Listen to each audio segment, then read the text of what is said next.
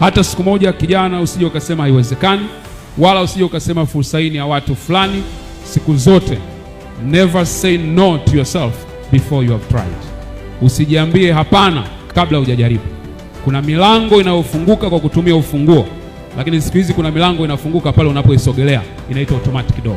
Ukikaa mbali ni kweli mlango umefungwa, lakini ukikaribia unagundua ule mlango ulikuwa wazi, ulikuwa unakusubiri uweze kusogelea. Kwa hiyo na wewe ni vivyo hivyo. Unapoona fursa, usiseme hii fursa tayari na watu, useme hii fursa tayari imechukuliwa.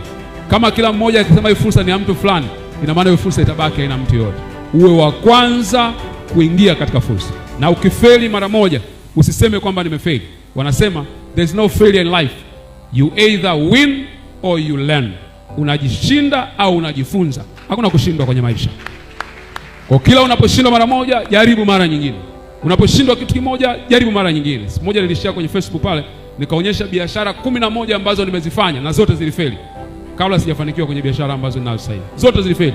11 nilipoteza na mitaji yangu, lakini sikuacha. Kwa nini? Kitu chochote kinachokupiga uanguke chini, inuka mara nyingi mpaka kichoke kukupiga, kisemea huyu jamaa ameshindikana tena.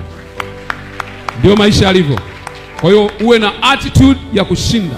Washindi kwenye maisha sio wale wenye akili sana. Washindi kwenye maisha sio wale ambao wana uwezo mkubwa sana. Washindi kwenye maisha ni wale wasiokata tamaa. Wanaosoma neno la Mungu, Biblia inatueleza, inasema mbio sio kwa wale wenye kasi, vita sio kwa wale wenye nguvu, lakini bahati na wakati unawapata wote. Na wewe pia vivyo hivyo. Usiseme kwamba mimi siwezi, mimi sifai, au mimi sitafanikiwa. Hapana. Jaribu tena na tena na tena mpaka pale kile kinachokufelisha kiseme huyu mtu ameshindikana kufelishwa, ngoja tumwachie tuende kwa watu wengine. Maki kubwa ya watu wanaofanikiwa ni resilience na consistency. Chochote ambacho umeamua kukifanya kwenye maisha yako, amua kukifanya kwa kumaanisha. Usiingie katika mkumbo wa vijana waliokata tamaa. Hakuna faida yote katika kukata tamaa. Umeshajaribu vya kutosha. Kile ulichokijaribu na nguvu uliotumia ikupe faida. Kama umeshakimbia tayari umepoteza nguvu tayari. Kama ulishawekeza tayari ulishapoteza fedha tayari. Sasa haina faida ya kukata tamaa.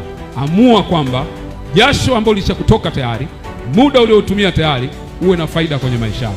Amua kuwa kijana ambaye unaamini katika ndoto yako.